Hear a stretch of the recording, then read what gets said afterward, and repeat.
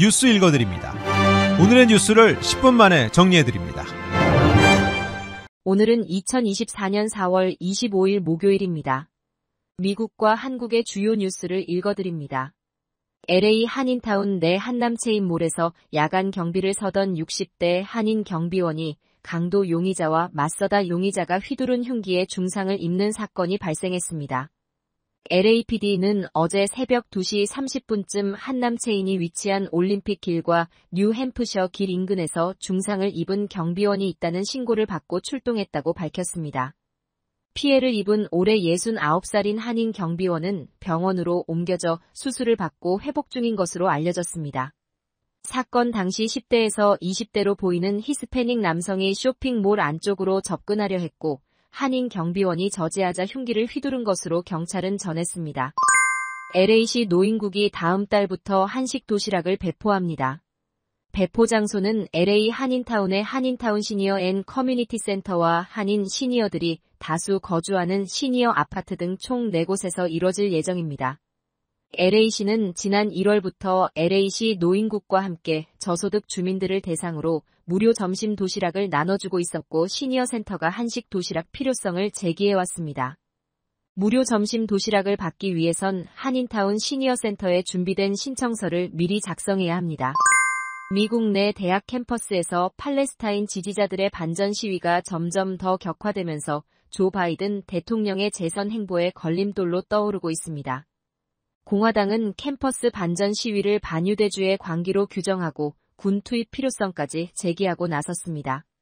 공화당 소속 마이크 존슨 하원의장은 뉴욕 컬럼비아대 연설에서 광기를 멈춰야 한다며 우리는 이런 종류의 증오와 반유대주의가 캠퍼스에 만연하는 것을 허용할 수 없다며 이런 폭력을 자행한 사람들은 체포돼야 한다고 밝혔습니다.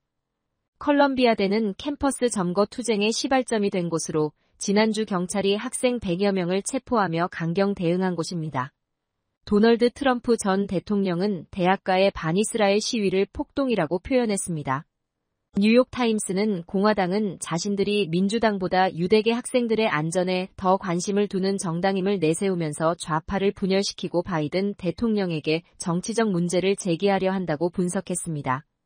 한편 백악관은 바이든 대통령은 대학 캠퍼스에서의 표현의 자유와 차별 철폐가 중요하다고 믿는다고 말했습니다. 미국 경제가 지난 1사분기 기대치에 크게 못 미치는 부진한 성장을 기록했습니다.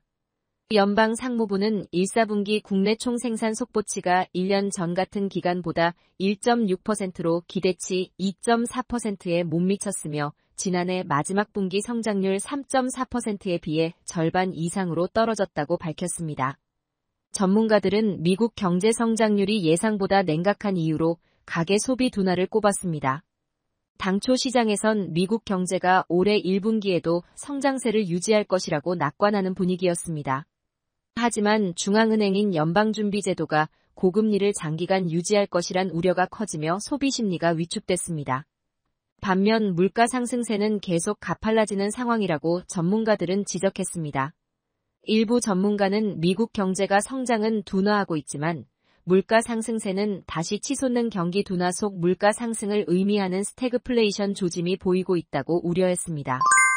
LA 한인타운 인근 위셔 컨트리 클럽에서 LPGA 투어가 열립니다.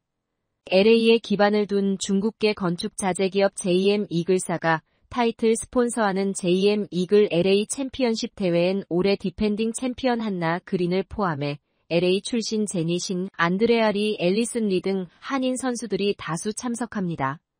특히 올해 대회는 총 상금을 375만 달러로 늘리면서 비메이저 대회로는 가장 큰 상금이 수여됩니다.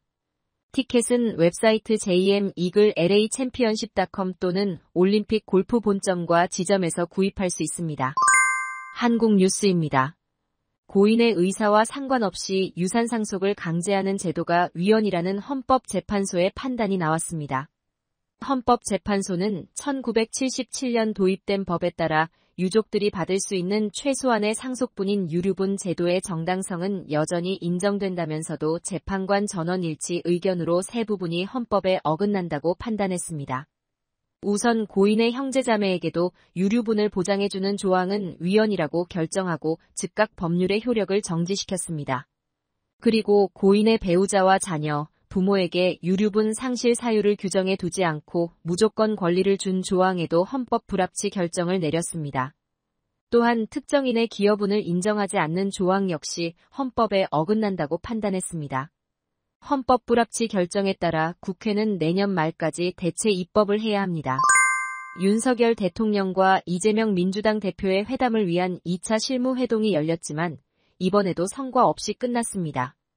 이틀 만에 다시 실무회동이 열렸지만 의제를 놓고 이견을 좁히지 못한 채 본회담 일정도 다음 실무회동 날짜도 잡지 못했습니다. 민주당이 요구한 의제에는 전 국민 25만 원 지급과 상병특검법 수용, 거부권 자제 약속 같은 국정기조 전환 대책 등이 포함된 걸로 알려졌습니다. 대통령실은 의제 제한 없이 허심탄회하게 얘기하고 회동 결과에 따라 후속 조치를 하겠다는 입장입니다. 민주당은 지도부 논의를 거쳐 답을 주기로 했습니다.